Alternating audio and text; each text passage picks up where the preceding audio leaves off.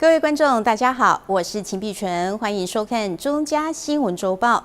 高雄火车站施工长达20年，终于在12月28正式启用。年末迎来天大喜讯，可说是给高雄设市100年的大礼物。同时也正式开放，让民众可以上去天棚散步、骑脚踏车，期待全新完工的高雄车站，未来能成为国际地标。3、2、1，请启动！行政院长卓荣泰率领交通部长、铁道局长及高雄市长、议长等贵宾，在台上按下启动按钮后，象征高雄新车站成员天棚正式启用。这一刻让所有高雄人既期待又感动。在设市100周年的年末，迎来喜讯，不少民众在这历史性的一刻到现场拍照留念。等了20年，终于看到高雄车站的新样貌，现场相当热闹。如果我说这个车站是全台湾车站当中最漂亮、最宏观、最美丽的车站，大家是不是赞成？如果我说这个车站跟全世界各大都市、各大车站比起来，我们毫不逊色，我们也是一个世界级的车站，大家是不是赞成？高雄车站今天迎接办喜事，这是高雄市民跟历届的高雄市长所累积下来的一份礼物。我们今天来这里，我是跟着高雄的乡亲一起来迎接这份礼物。今天其实是抱着对高雄最大祝福、最大恭喜的心情来到这个地方。我们的车站终于要成员，我们的天棚大家期待很久的，终于要启用。那今天真的要恭喜所有的高雄市民，在我们建市100年的这1个周年，我们在12月25号建市100年，在3天之后，院长一直希望说能够给高雄一个很棒的礼物。我想这个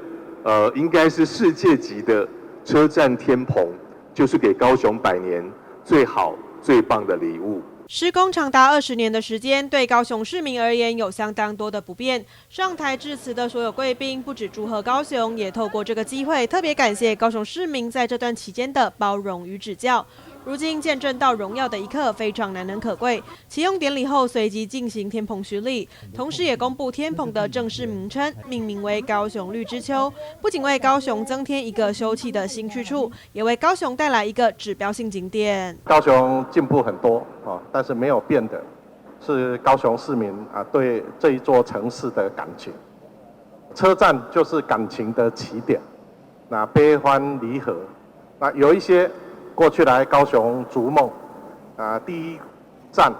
就是高雄火车站，所以高雄火车站可以说是高雄人凝聚感情的起点。那我也要真的非常感谢在这20年为这座伟大城市努力的人。最后要谢谢高雄市民，尤其我跟陈其迈市长、李坑哲委员，我们都是这个选区的长期栽培的民意代表。我们对附近的周遭的所有的市民朋友，过程中间配合市政府的施政，配合所有的施工，有种种的不方便，种种的委屈。这样的美丽的天棚，我相信所有的委屈跟过去的不满都化为非常愉悦的荣耀。在这里谢谢高雄市民朋友在过程中间一起配合陈其迈市长，让高雄的这个漂亮的火车站能够今天展现在大家的面前。新车站广场成员天棚正式启用，对高雄而言是设市100周年的大礼物。未来周边发展也备受瞩目，期待新车站不单单只是高雄最醒目的地方指标，也要成为新的国际地标。记者李佳龙、陈英君高雄报道。根据道交处罚条例规定，只要是顺行停车格，停车时就必须遵照行驶方向，否则就是逆向停车。汽机车同样规范，车头朝内，车牌朝外。但最近就有民众发现，黄牌和红牌重型机车不是要停入汽车格吗？怎么是停入一般的机车格呢？而且还是车头朝外反向停车。交通大队表示，这类停车均属违规，最高将会吃上1200元罚单。一整排机车停靠在路边机车格中，仔细一看，怎么会有车头朝外、车牌朝内的情况出现？其实这种为了出入方便的行为，都已经违反了道交条例。一般机车都已经如此，何况是重型机车？重机主为了贪图方便，或是省却汽车格停车费用，将重机停入路边机车格，同时为了规避罚则，也将车头朝外、车牌朝内。这种心态实在是就唔贪。除非民众检举，才有可能会去拖掉，我们不管这个的。但是他如果停在汽车格内，我们是一般照常收费的。除非他这边有收费，会写计次收费，他就会比照收费这样子。车头应该是朝内吧？我不知道为什么会朝外，可能会车牌不要被拍到吧。朝外原因可能有一些顾虑吧，就像他刚刚讲的，可能怕被那个照到车牌，或者是那个逆向行驶的，会这样停一定是迫不得已嘛。对啊，那他可能为了要规避罚款，他会逆向。对。高雄市鼓山区随着近年大量人口的移入，不仅豪宅大楼比邻而居，当地美术馆景点同样吸引许多外地游客到访。其中不乏有重机族或是超跑车的加入，虽然有助地方名气，但也带来些许负面观感。除了违停事件增多外，夜间油门噪音和交通隐忧都让当地社区民众相当困扰。大部分会停在那边，都是因为会来美术馆这边来运动或者来这边游玩的民众居多。那里长当然也是希望说，能够让这些重机族来到美术馆，能够有一个让他们可以停放的一个位置。那当然，我也希望能够建议交通局，是否可以把现有的机车格能够调整几个为重机专用停车位，当然也是必须要按时间来收费。夜尽人生的时候，尤其是改装车辆行驶在美术馆的任何一条道路，它的回音非常的大，那也造成住户们很多的困扰。那我也希望这边由衷的拜托我们这些改装车或是超跑那经过社区的时候，拜托一下油门放轻一点，能够让社区的那种安宁能够保持到一定的一个气氛。对于机车与重机反向违停事件频传，高世勤表示，除了会加强巡检外，也呼吁民众若是有发现类似违规情形，可通报110，警方将到场查处。记者李佳龙高雄报道。为了减少冈山捷运站对周边居民的影响，在地方的争取下，高雄捷运局聘请专家协助评估隔音墙室，将原有的隔音墙修正，更新成金属吸音板。新的隔音墙启用后，地方上感受明显，觉得噪音没有以前那么大。尽管是平常日，仍有一些民众搭乘捷运到冈山车站，再转乘其他交通工具，带来了交通上的便利。但自从冈山捷运站6月底开通后，因为是末班车站，所以运行的时间到晚上12点。附近居民听到车子来来回回，实在吵到睡不着。幸好现在的隔音墙已经有了修正。隔音墙建完了之后，是礼拜这边是没有再听到那个。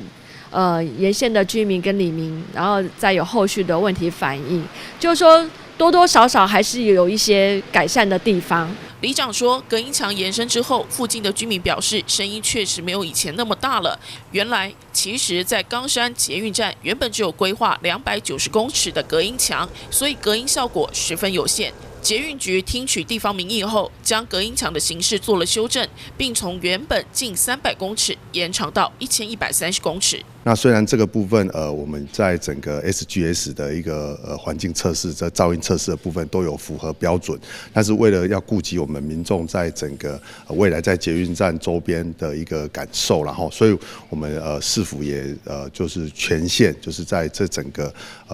这个 RK1 车站之前到阿公电系之间，我们全线2侧都有做我们的这个隔音墙。捷运局指出，因应捷运冈山站已经开放通车行驶，隔音墙工程必须利用列车收班后凌晨0点到4点夜间施工的方式，以避免影响捷运正常营运，并尽量降低对地方居民的影响。原本整体施工工程预计年底会完工，目前已经提前到11月底完工启用。记者魏国庆、黄子倩高雄报道。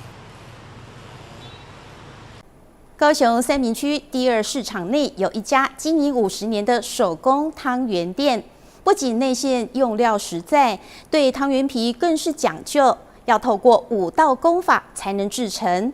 古早的口味，现在市面上已经很难看到，所以平日生意就很好，一到冬至或是元宵节，更是供不应求。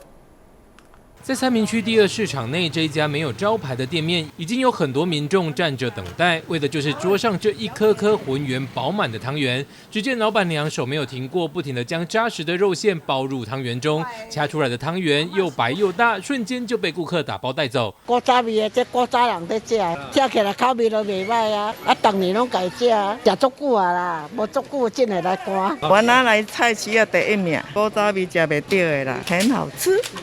，Q。很 Q， 差不多40-50年了，比较古早味啦，古早味的做法啦，不像有的外面那个都是混下去用的，但是我们都是纯米下去磨起来再揉。原来这是一家经营已经50年的手工汤圆店，不仅纯手工，用料更是实在，难怪生意爆棚。这个是纯手工的汤圆。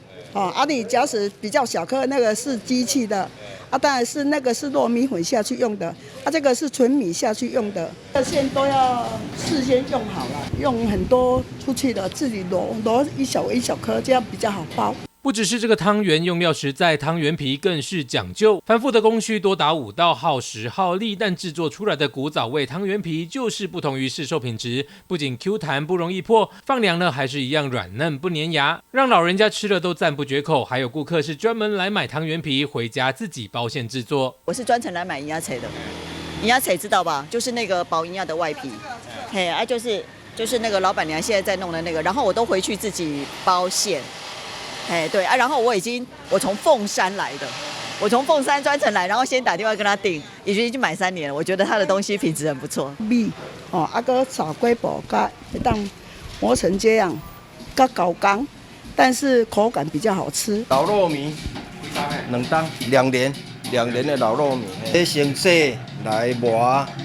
来脱水，来个烂，个包，头无改。古早味的汤圆现在在市面上已经很难能看到，这里平常日就能卖出200多盒，一到冬至或是元宵节更是供不应求。想要品尝古早味汤圆的民众建议早一点定制，才不会落空。记者张世明高雄报道。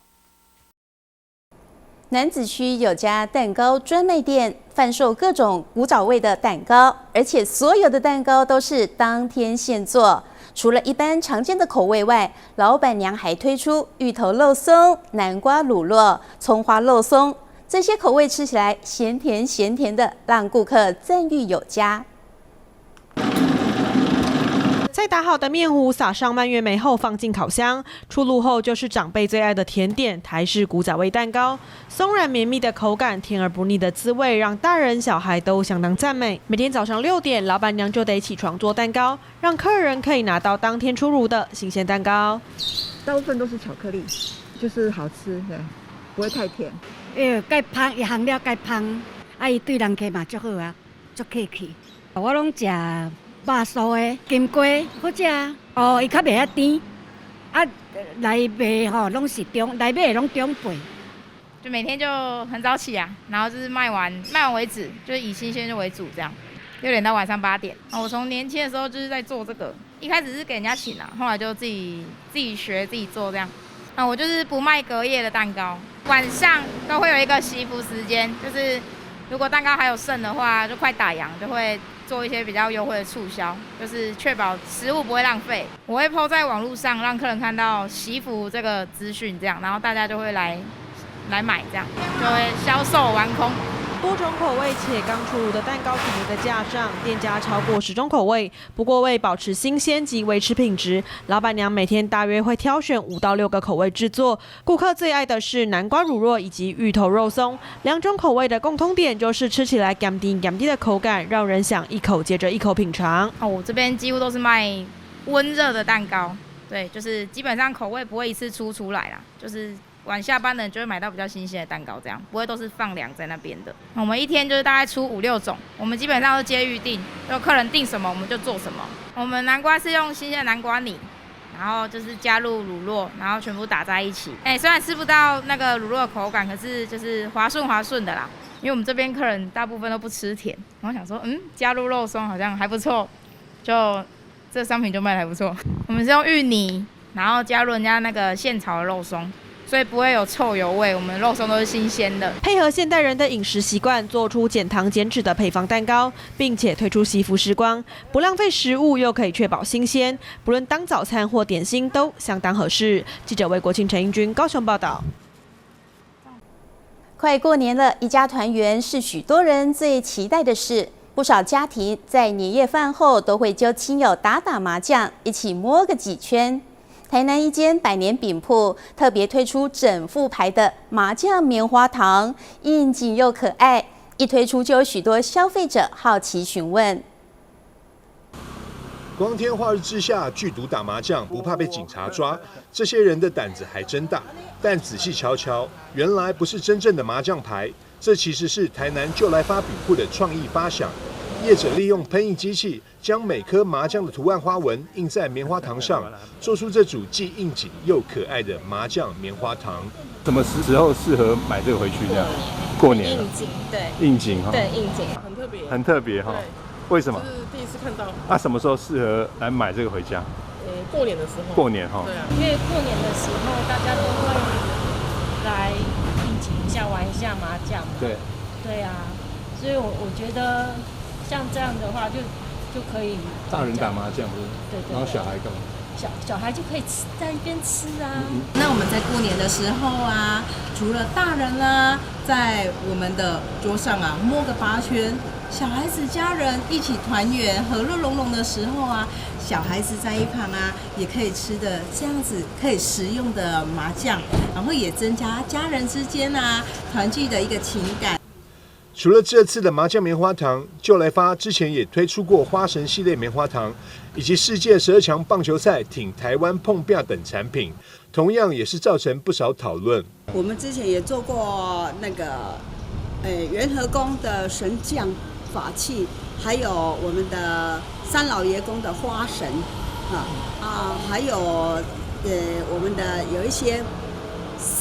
台南400，我们也做，以及12强，对12强，对，就听台湾。就来发的面点糕饼用料实在，口味独特，深获在地消费者喜爱，也是许多国内外游客来到台南必买的伴手之一。6代传承的就来发饼铺，不只着重传统，现在更发挥巧思，用创意持续擦亮100年饼铺的招牌。记者张硕维采访报道。一间由一对有情人共同经营的面食铺，将台湾本地食材与国际风味巧妙结合，打造创新风味的凉面。店内的凉面涵盖日韩、泰法、中台等多国的风味，并推出季节限定的热食汤面与干面，让顾客品尝到不同的风味。五粮面的凉面拥有日韩、泰法、中台等多国风味，每一款面条都搭配特调酱汁，呈现出独特的味觉魅力。这道招牌宜兰鸭赏凉面将鸭赏与柑橘酱汁结合，口感清爽，风味十足。面条选用冰镇处理的天使细面，提供更加滑溜爽口的口感，让顾客体验到不一样的凉面享受。宜兰鸭赏凉面这一款呢，它非常的有趣。主要的原因是因为我们的创始就在宜兰头城。那我们当时在想，就是宜兰它的特产是什么？主要其实有3样，一个是鸭赏，一个是金枣，那还有一个是胆干。那大部分会比较容易被接受的，其实就是鸭赏跟金枣。那于是乎，我们那时候就在想说，如果我在鸭赏上面加上一些跟金枣类似柑橘风味的酱汁的话，吃起来会是如何？所以我们后来做出来之后，就发现它吃起来意外的清爽。自2014年在宜兰头城开业，五粮面便凭借着创新凉面迅速吸引食客。这间由一对有情人创立的小店，将传统凉面与国际风味融合。2021年搬到台北东区，继续带来创新的美食体验，并开发出许多凉面、热面，都让顾客感受到惊喜。我们目前所有的面里面大概就分成2种类型。一种是凉面。那凉面它的特色呢，主要是用日本素面还有意大利细面。那这2款面呢，在处理上面我们都会先冰镇过，所以我们的凉面是真的是凉的。然后再搭配上就是有目前的话，全年有常态供应，就是有5种酱汁。那这5种酱汁的话，会根据menu 上面告诉你它的产地或者是它的国别，然后去做分配。那第2种的话是那个热面。那热面的话，我们是有分干拌面跟汤面。那基本上它用的面体就是只有一种，就是宜兰拉面。那为什么要使用宜兰拉面的原因，是因为它的口感，它吃起来非常的劲道 Q 弹。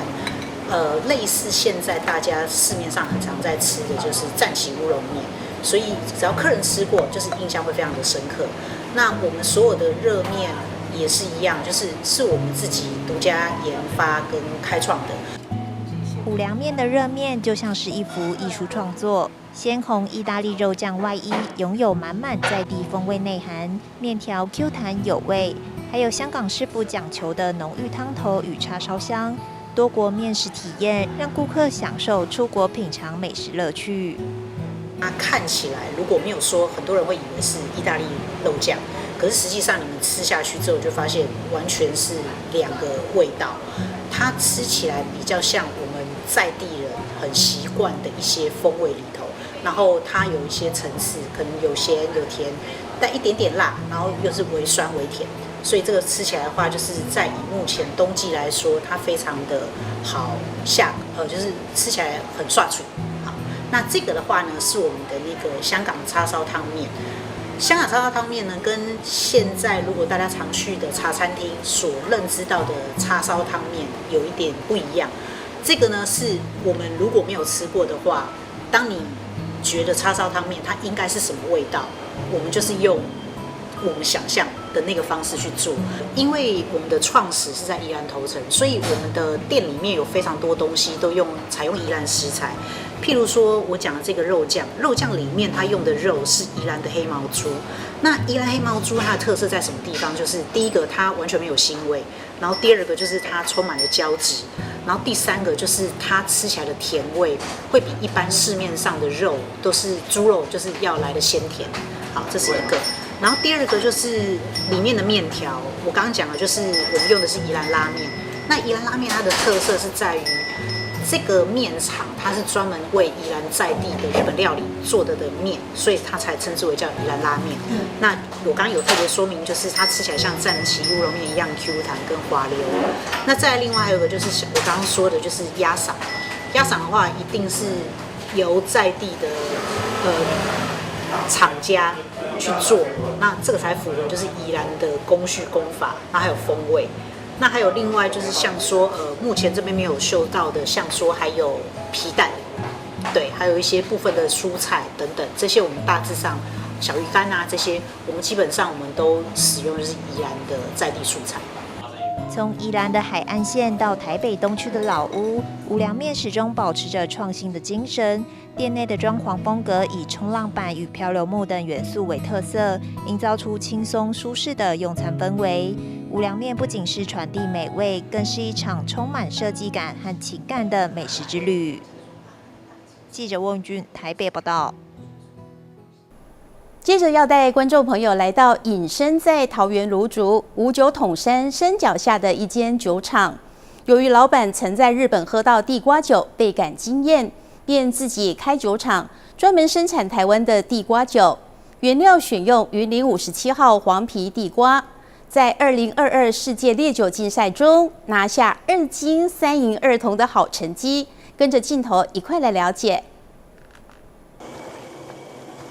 一大袋地瓜一股脑倒进机器中开始进行清洗，尽管外形不如市面上常见那样美观，但它们却能变身成美味饮料地瓜酒。这间隐身在芦竹59统山山脚下的酒厂，每天开动机器生产全台少见的地瓜酒，并在2019年开始参加酒类品评比赛，在2022年世界烈酒竞赛中以全垒打之姿拿下2金3银2铜的好成绩，堪称台湾之光。酒厂老板也娓娓道来他在2017年开始制作地瓜酒的初衷。应该说20年前我在日本喝到地瓜酒，那我对这个喝到当下其实是一个不会喝酒的人，但是我第一次喝到的时候，觉得这酒还蛮香甜好喝的，然后就心里有个想法，觉得这个东西为什么台湾没有？台湾长得像台湾的地形像地瓜啦，或者说我们地瓜的大产地嘛，因为我们到处在种地瓜，而且以前的人就是靠地瓜养过来的。10年前吧，就人生有个制酒的冲动的时候，我就开始去了解地瓜酒怎么做，就自己去上网找资料啊、买书啊、买器材这样来实验，然后就想那来做伴手礼这样开始，然后5年前，大概将近6年前吧，然后就来这里租了这个地方，然后开始我的制酒梦这样。2017年成立，2019年就开始去参加比赛。从2019年的比利时布鲁塞尔，然后连续3年参加比利时布鲁塞尔之后呢，我们在2022年开始挑战了旧金山世界烈酒大赛，因为它这个比赛规模更大，然后再是说各种种类都去了，然后各个国家都去了，所以这个要得奖，得到优秀的奖其实是蛮难的。所以我们在去年的时候得到双金奖，也得到金牌奖，这都是要花时间，甚至要产品的一个水准才能达到的事情。可别小看地瓜酿造出来的酒，酒厂员工表示，地瓜酒的酒精含量可是高达60度，比高粱酒的58度还要高。而且在台湾湿热的气候环境下，不用太长的熟成时间，便可让民众品尝到地瓜酒独特的香甜风味。在地里长也向大家大力推荐。我们选用的橡木桶的 size 大小其实非常的小，对，30、50跟200公升。那桶子越小的话，熟成的速度其实越快。然后再加上天气又很热，就是快上加快，所以我们目前出过年份最高的酒是3年半的时间。那大家会觉得，3年半听起来好像没有很长嘛，因为外面的酒动不动都10年、20年、30年的。但是，刚刚提到的桶的 size， 然后还有气温的关系，我们3年半其实已经非常非常的有风味。我们的度数是60度，我们最就是招牌的这支地瓜酒的度数是60度。那它的烈度就是酒精度是在的，那它烈但是不辣，吞下去之后是很顺口的温润的感觉，然后入口之后会有甘甜的回甘的味道在舌面，然后地瓜的香味会长时间的停留在嘴巴里面。因为我们是采一次蒸馏，所以基本上我们的酒没有添加任何的其他物体，所以喝完之后，基本上我自己喝完的经验是，跟客人给我的回馈是不太会有宿醉的，隔天不会有宿醉这个问题，头不太会痛。我们这里呢也接近了A10站，那当然发展的空间非常大。只要是你要来品酒的话，坐到A10站来这边的话，交通也非常的便利。当然公司它很诚意嘛，就我们大家来这边品酒，但能知道这个地瓜酒确实真的是好上又好。除了地瓜酒，酒厂老板也与几位青年员工一起尝试开发台湾各地水果来搭配地瓜酒，生产加烈水果酒。比如桃园拉拉山水蜜桃便已成为一大主力商品。员工也分享研发新酒的有趣之处，每次试酿开酒都宛如在开宝箱，期盼成品能增添酒的风味，并能借此提升农产品附加价值，让卖相不佳的蔬果有重生的可能。台湾就是水果王国嘛。所以我们就有试了很多不一样的水果，在市面上应该算是比较少见。然后我们想说可以去突破看看，然后在市场上也没有这种变化性。然后我们下半年就主推，就是拿地瓜酒去混合水果发酵酒的产品，然后总共会有四个口味，一个是芭乐，然后橘子、红肉梨跟杨梅。在地的最大的产量就是拉拉山的水蜜桃，然后我们就是这几个月来也一直在处理水蜜桃酒，然后它已经是现有产品，然后也卖得不错。然后再来的话就是观音区的地瓜也有跟我们合作，然后有小量的尝试做看在地的地瓜酒，看会是有不同的风味还是什么。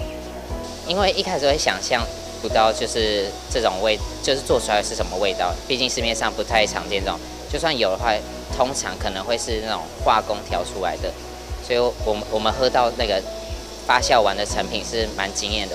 就跟原本预期的可能不太一样，然后就觉得可能会自己觉得应该会蛮成功的。酒厂自2017年开设至今6年多，无论是早期研发，又或是后期营运与销售，一路走来都有许多故事和细节，是当初只是饮酒爱好者的老板与员工们未曾设想到的。因此，他们也分享建议和心得给同样有酿酒梦的民众，希望大家能在深思熟虑后，再一起为台湾酒业发展尽份心力。或许你先实验，或者找人先代工当你发觉你的市场存在的时候，你再去挑战开酒厂这件事，因为酒厂一开下去，你又没有足够的品牌力道的时候，你未来经营会非常辛苦。第一个就是有想法啦，然后要爱喝酒，然后最重要就是体力要很好。对，就是整个酿酒的过程，整个工作的内容，其实超过70%以上是体力活，然后工作的环境其实不是非常舒服，其实蛮辛苦的。那真的要有热忱，然后要有愿意做的体力。再来是你要耐热，就是刚刚主持人有去采访，其实温度是非常的高。对，那我们平常要处理的是各式各样的格外品，都是需要搬、需要拿的。是我觉得主动性跟积极度可能要高一点，然后还有应变能力，因为我们常会就是接到比较临时的工作，像是水果啊，就是采收完就会运过来，你立刻就要处理，因为再一放就会烂掉，我们也没地方冰，所以就是我们需要比较有机动性的员工吗？酒厂名称取自地瓜的台语谐音，代表了酒厂主力商品地瓜酒，更透过努力不懈与对品质的坚持，出产获得世界金牌的地瓜酒，让台湾这块长得像地瓜，也生产许多好吃地瓜的土地，有了新一种地瓜特色。酒厂表示，未来也会持续研发更多款新酒，让台湾的农特产品有另一种风味的呈现，也为台湾酒业发展开辟另一条新路。记者刘雨婷同学报道。迎接农历过年，各大饭店和餐饮业者陆续推出年菜外带。位于台南永康在地的5星饭店就推出7道经典料理。虽然食材物料一直涨，但饭店今年决定冻涨，维持去年的年菜价格。迎接农历过年，台南在地5星酒店由3位总主厨都近30年的职人手艺，推出外带年菜的7道料理，每道菜都煞费功夫。像古早味的鱼翅羹，光汤头就得熬煮8小时以上，土鸡也是炸后又得卤1个半小时。不过民众只要预定，就可以轻松享受丰盛的年菜。做一些让他们比较可以在家里面吃得到我们这些手工菜，冷盘部分我们有风肉啊，八宝丸啊等等的菜色，然后再来我们鱼翅羹也是在家里面也是很难去料理的一个菜，那我们要熬高汤，熬了8个小时的高汤。为了提供应景年菜，虽然食材、人力等成本都涨，不过饭店今年仍然维持6人份8888，不涨价，限量350组，也是佛心来的。老板蛮佛心的，按照去年的价格一样没变，虽然是物价有提升，但是我们也没有去让消费者承受来的。业者表示，除了整组年菜，民众也可以只挑自己喜欢的来订。即日起至1月15号前预订，又加送糖霜蛋糕。记者郭文吉台南报道。睽违9年，2025台湾灯会将在明年2月12重返桃园。桃园市府特别举办记者会，介绍主责的 A19展区光的游戏场。5大灯区有宝可梦造型灯、马戏团互动科技灯区等等，整个棒球场也被纳为灯区，展现海洋与多元族群文化，并将在2月7号试灯。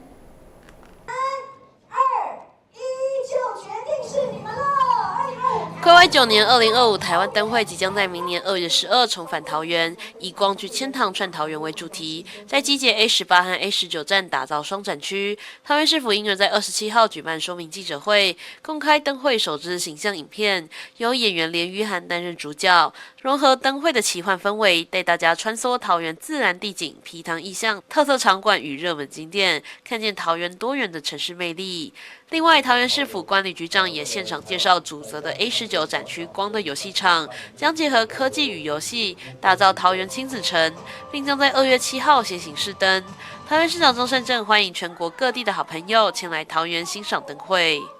明年2025年的台湾灯会，在我们桃园举行，里面分2个展区 ，A18 捷运站附近高铁站前面是由观光署负责。A19 这边是由我们桃园市政府负责，那么今天我们 A19的5个展区的这个形象影片跟大家正式的见面。那么这5个展区呢，我们强调的第一就是亲子，因为桃园是一个非常年轻的城市，很多年轻夫妇，所以我们有宝可梦，我们有马戏团的主题。第二个特色就是把桃园多元文化，像是不管是客家族群、闽南还有新住民的特色都能够展现出来。那么这5个灯区到时候会琳琅满目、美不胜收，所以2月7号开始我们会先做试展，那么就可以来一睹为快。在这边就邀请我们所有全台湾的好朋友一起到桃园来参加我们的桃园灯会，谢谢。桃园市府观旅局长也详细说明5大灯区的亮点内容，不仅有宝可梦造型灯、马戏团互动科技灯区等，这个桃园棒球场也被纳为灯区，展现海洋与多元族群文化，希望提供民众不一样的体验。那同时呢，我们也是第一次结合了完整的这样子的棒球体育场馆以及这个马戏团的这个主题，在我们的台湾灯会里面。所以呢，我们的马戏团的这样子互动灯组也都是可以让小朋友们直接上去我们的灯组跳跳啊，或是互动都是跟以往非常不一样的设置那这些直接互动型的灯组呢，可能比较辛苦一点，就是大家可能要排队，但是呢，一定能够让大家带来非常不同以往的这样子的灯会的感受。交通部观光署副署长林信任也表示，日前刚动工的 A18 灯区主灯造型暂时先保密，但透露这次的灯会将致敬棒球英雄，会埋藏棒球的小惊喜等待大家来发现，并将结合机场加强吸引国际旅客前来灯会，要让更多人看见台湾。明年的台湾灯会在桃园是第36届，也是睽违9年之后，再次重返桃园。那我们整个会以这个棒球场的设计来，一方面向我们台湾这个棒球英雄来致敬那一方面也以棒球场的规划呢，让民众在参展的时候有更多的乐趣。我们也会引进更多的科技互动比如说民众赏灯的时候投球之后，就会有自己的棒球卡的展现等等。那另外也会配合这一次的活动，在国际行销上更加的加强，包括我们过境半日游也会有专属的这个灯会的一个特别行程那另外邀请更多的国际的媒体来共同采访，让我们台湾灯会在世界持续发光发亮。2025台湾灯会将在明年2月12号到2月23号，在桃园机捷 A18及 A19站周围盛大登场。市府也鼓励民众可多利用大众运输前往，避免排队久候。记者刘体桃园报道。为了记录台湾女儿林玉婷成为台湾首位夺得奥运金牌拳击手，中华邮政在林玉婷母校莺歌国中对面设立奥运金牌邮筒，林玉婷也出席启用典礼，鼓励大家要勇敢追梦。3、2、1，请击破！我们给予我们台上的长官贵宾的热烈的掌声，好吗？哇，我们中华邮政金牌邮筒正式启用。为记录台湾女儿林玉婷成为台湾首位夺得奥运金牌的拳击手，中华邮政公司在林玉婷的母校莺歌国中对面设立了奥运金牌邮筒。12月20号举办启用典礼，林玉婷也出席见证。中华邮政表示，这座特殊的邮筒不仅象征着林玉婷的荣耀，更希望借此启发所有人勇敢追逐自己的梦想，无惧困难，坚持到底。中华邮政为了让玉婷的精神能够继续的发挥，也让能够成为全民学习的对象，尤其遇到困难能够坚持努力不懈，坚持到最后1分钟。我想这是我们大家很值得学习的。我们中华邮政希望说，能够让这个邮筒的设立，让整个精神在全台湾能够继续的发酵下去。林玉婷是台湾史上首位拳击奥运金牌的选手。林玉婷说，过去看到林洋配等选手的金牌邮筒，让她在心中也立下了目标，希望有一天也能够有一座邮筒是为她而设计。现在我做到了。借由这个邮筒，然后可以设立在这边，让就是不仅是路过的学弟学妹可以看到，甚至是路过的路人们都可以看到。那其实希望说借由这个金牌邮筒，可以让大家可以以我的一个经历，然后作为一个学习，让他们可以好好的为自己的目标而努力，勇敢去做自己然后想要达成的目标，做自己想做的事情。活动现场，林玉婷英歌国中的学弟妹们也上台，将写在明信片上的感谢的话投入金牌邮筒中，要寄给感谢的人。我要感谢我的班导洪明根老师，谢谢你支持我走体育这条路。虽然这条路很艰难困苦，但在我比赛拿成绩时，你总会奖励我吃的和喝的。还有，在我想放弃这条路时，你独自的把我叫过去唠叨了几句，叫我不要放弃，把这条路好好的走下去。所以我非常感谢你的教导。但在这学期，我要担任学生会长候选人。其实我有点害怕在全校面前演讲。可是我看见全班都非常积极的帮助我，这也给我勇气去面对这一件事。老师，您没有说错，我们是最优秀的团队。在我当上会长的时候，非常的感动，因为是我们做到了。老师，谢谢您带领我们班，我也明白804是我最坚强的后盾。明年我也会继续努力的。3、2、1，请帮我投入，请投入。是的，那我们也给这2位同学一个热烈的掌声，好吗？还有谢谢冷经理，也谢谢校长，谢谢。为了向台湾拳后林玉婷致敬，中华邮政还推出了台湾女儿林玉婷邮折，每本内含林玉婷结合永续邮票个人化邮票，售价新台币500元。即日起开放民众在板桥邮局辖下的支局预订，也可以在 I 邮局网站订购。记者吕其坤、沈金华新北采访报道。日治时期，台湾8景之一的基隆旭冈以旭丘晴岚、旭冈日出闻名。现在这里有了一个新的景点，透过古迹修复活化，重现在大众眼前。画面上这处基隆的新景点旭丘指挥所，2战后一直属于军事管制区，很少人能够接近。在日治时期，其实是一个纪念馆，这里还曾经是台湾8景之一，以旭丘晴岚、旭冈日出闻名。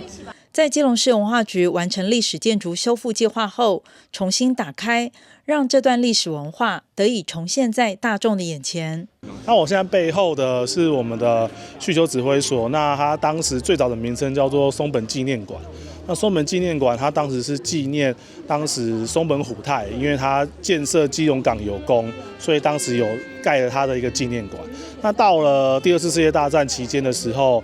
这一个空间就是我后面的这个地方，它就被日本的军方征用，就变成军用的设施。那国民政府来之后，就直接这个地方也变成了军用的功能继续延续下来。那这边比较特别的，其实就是陈仪他当时是有被关在这个地方，有被在这边软禁的哦，所以其实我们里面有做一个文史的一个展览，里面就有特别提到，就是陈仪他当时被关在这个里面当时的一些状况，然后还有里面每个空间的这个位置，在我们里面的文史展其实都有特别去提到。5、4、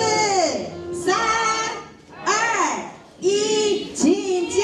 幕！旭丘指挥所正式开幕。为了让民众前来探索旭丘指挥所的前世今生，基隆市文化观光局特别策划了一个开幕展，现场贵宾云集，包括基隆市副市长邱佩玲、议长秘书江志强、立委林佩祥秘书黄生栋，跟多位基隆市议员与当地里长都亲自来祝福这个旭丘的重现。我们知道这个地方很有历史价值，我仔细看了资料，它还曾经在228事件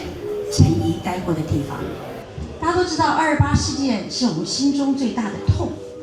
那怎么样让这样的历史地方，从最早基隆港建造纪念松本的纪念馆，而变成228事件陈仪待过的地方，再衍生出我们前市长把它重新再还原，变成这么漂亮的地方，希望大家可以看到历史。太美了，所以基隆真的好美。是也很美，真的很美。这边视野真的很美哈。尤其上去，你知道楼上看游轮哈，每天看游轮进出啊，看得都很清楚。对。最重要是有人潮，还有一个是说真正让大家了解历史背景。那当然，因为历史的活化，让我们把周遭的环境做好，也是我们希望的。因为它过去好长一段时间是军事的基地，所以说也不能够一般人不能够随便进来。那后来重新修复之后，我们现在终于有这个机会，是很棒。那但是当然，就像刚才那个副市长致辞的一样啊，就是说，因为其实这附近我们是有相当丰富的这个历史相关的文资的地方，这个不论是建筑啊，或者是一些重要的资产。那所以说，接下来希望就是可以能够有一些好的这些步道相关的这些交通的这种设施，能够让来的人都能够更方便。那这样的话，我们就更有机会让它活络。因为活络的前提就是大家要到得了方便得了方便的人能够到这里来。那这边的不管在办什么活动不管在做怎么样子的营运的模式，我相信应该都会是一个比较顺利、比较成功的一个模式。那是很漂亮，你知道。如果说这地方来做一个婚纱，我觉得拍婚纱的话，又可以看到海景，又可以看到古迹，我觉得这是有故事性的，所以我觉得非常棒的一个场域。对，那我担任议员以来就一直在争取大沙湾的古迹园区的整建。那这一块在做好之后就可以说是我们大沙湾历史古迹整建的最后一块拼图。你看我们李宅啊、校官宿舍、江丰街的官屋都已经改建完成，那今天需求指挥所再度完成的话，就可以把整个大沙湾的古迹整体的建构完成。这也是我当时担任议员跟谢国良立委一起努力的成果。那这个完成之后，我相信对我们未来文化局推动文化观光会有很大的注意。那我们这一次其实策划了相关的一个主题展，那我们会介绍整个大沙湾，包含要塞司令部还有叙旧的一个整个文史脉络。那另外我们其实也邀请了陈书海摄影师，那展出他的作品。那他的作品呢，其实也会带着我们一般的民众来做摄影的课程跟摄影的采集。那民众的作品也会放在我们的需求里面。那除此之外，我们其实也安排了 K bar， 等于是说把 bar 的元素也一起放在需求指挥所里面。所以其实后面我们规划大概有针对所谓的风味跟风土这件事情，有在融入我们的整体活动当中，包括我们的茶，还有我们的食物，还有我们的一个风土饮食的部分，都会在我们这一次的一个整体的活动跟活化当中。展出内容集结了珍贵的文史资料与摄影展，还有在地职人的茶食风味。即日起到1月26号，欢迎民众把握机会来一探叙丘之美。记者黄日升、陈淑平基隆报道。青春痘是很多人在青少年时期最常见的皮肤问题，除了影响外观，也可能造成自信受损。奇美医院医学美容中心表示，除了依照发炎的状况给予不同的药物治疗外，医师也呼吁应避免痘疤造成脸部变成月球表面，到时候要治疗就会比较麻烦。一名大学生因为自高中时期就深受青春痘困扰，加上长辈说长大就会好，因此没有好好治疗，不但脸上痘痘没改善，而且更恶化，甚至化脓结疤，造成脸部像月球表面。因此奇美医院皮肤科医师郑百山表示，有痘痘的民众应该尽快就医，避免日后痘疤更难处理。大家很容易用自己的经验来建议别人怎么做，那所以很多人都会有迷思说痘痘长大就会自己好啦，我们不用去特别处理它。那可是其实不是这样子的，对于轻度的痘痘，可能它的确随着年纪会越来越改善，但是一些比较中重度的痘痘，它可能就是痘痘越来越严重以外呢，它就开始产生一些痘疤。那这些痘疤一旦出现之后，其实都是覆水难收，很难去挽回的。那所以一般我们都希望早期还是要先介入，让它在发炎状况先去抑制。那抑制之后，你大概就可以减少后续的痘疤。那后续的痘疤减少之后，你大概后面需要再去收拾的残局就比较少。医师表示，痘疤种类分好几种，简单区分有红痘疤、黑痘疤、凹痘疤与凸痘疤等。其中凹痘疤依据凹陷的形状不同，现在医学美容也有不同的整合性治疗。凹凸不平的痘疤大概就分作凹的或者是凸的这样子。那如果是单纯色素的话，一般我们会用皮秒雷射来做一个处理。那主要皮秒雷射呢，就是利用比较超短脉冲，那比较长的一个能量去击碎底下的黑色素。那另外就是它可以促进伤口的一个愈合，所以基本上对于一些浅层的一些凹疤也会有改善。那至于比较深层的一个凹疤，大概我们就会用到刚刚提到的，就是二氧化碳飞梭雷射。那二氧化碳飞梭雷射基本上它也是一个比较超短的脉冲，那比较深层的到比较底下，像可能到中层的真皮层都可以达到。那它可以去松软它的疤痕组织，那促进那个胶原蛋白的生成，那促进纤维母细胞的一个再生。那这样子的情形，其实它也是很像诱发一个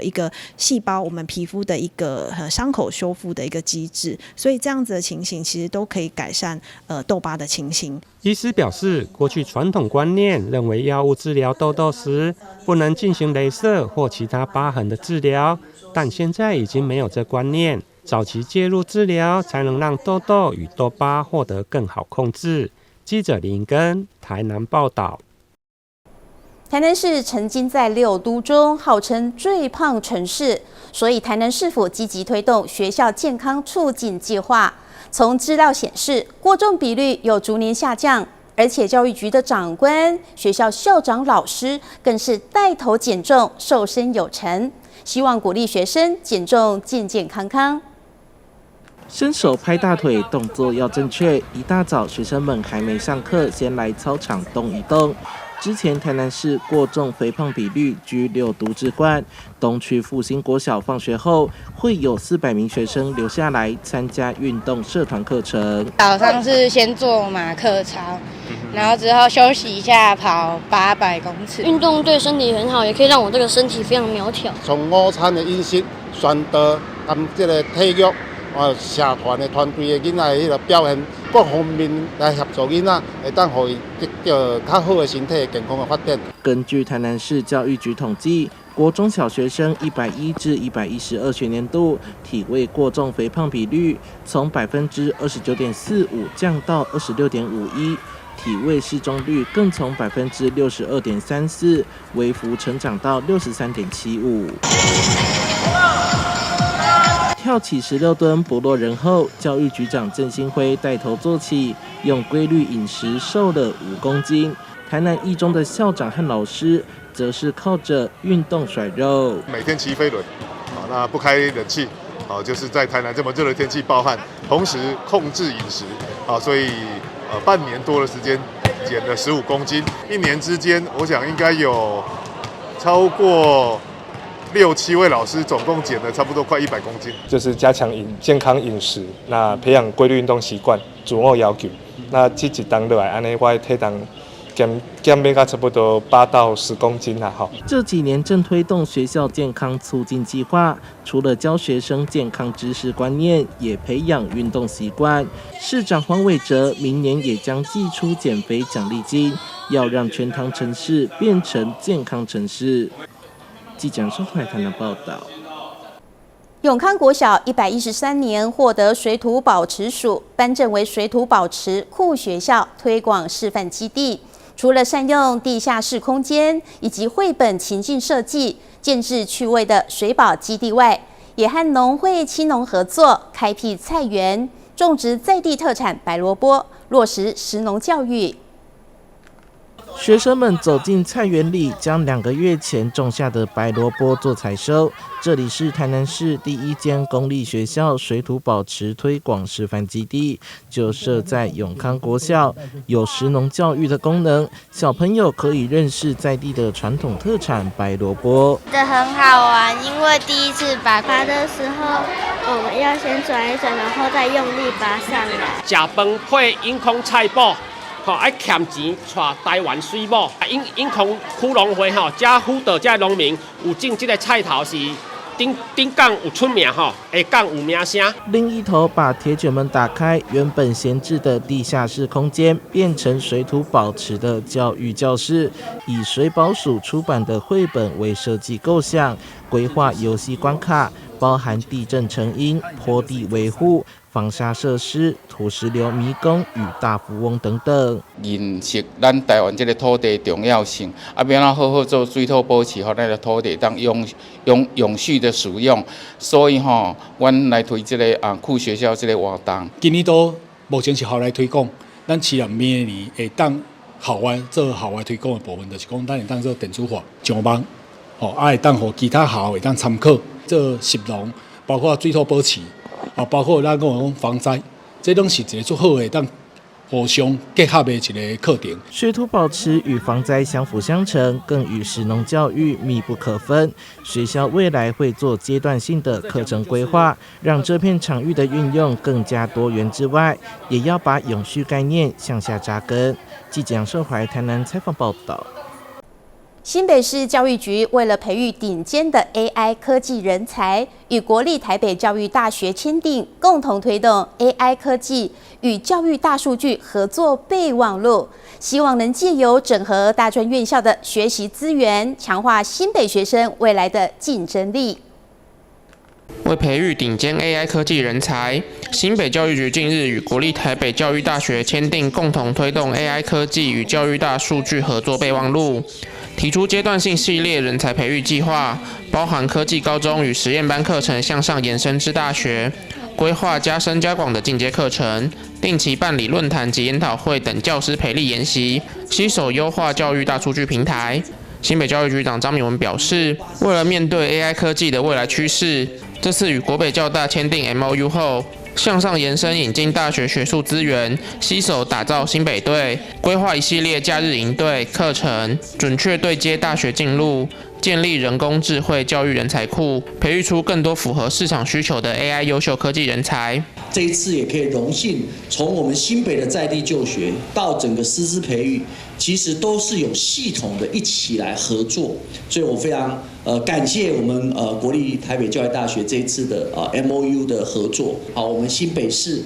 然后从小学到大学做完整的人才培育的一个整合，所以我们今天会善用大学的这样的一个宝贵的资源，将来不管在营队、好在课程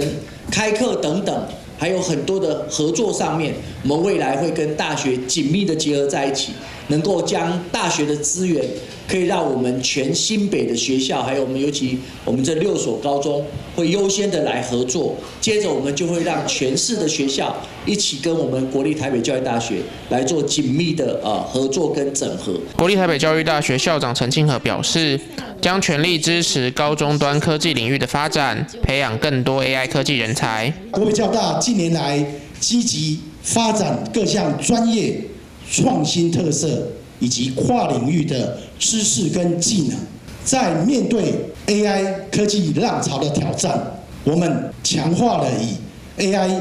科技融入各项教学领域的课程设置，我们也把 AI 基础程式设计列为必修课程，同时成立了校级的 AI 产学发展中心，全面来提升我们的 AI 的教学以及产学研究的基础量呢。我们期待这项合作能顺利圆满成功。新北教育局表示，AI 科技学校是新北科技发展的实践产物，为深耕 AI 科技和科技教育，结合 AI 科技学校方案及相关计划，持续每年投入6亿元经费，逐步提升软硬体设备，让新北校校都是 AI 科技学校。未来将从创新科技及智慧学习2大面向推动课程实践的数位转型，打造 AI 科技新北队，希望能强化学生未来的竞争力，携手打造新北 Team NT。记者肖世宏新北采访报道。感谢您收看中嘉新闻周报，我是秦碧纯，我们再会。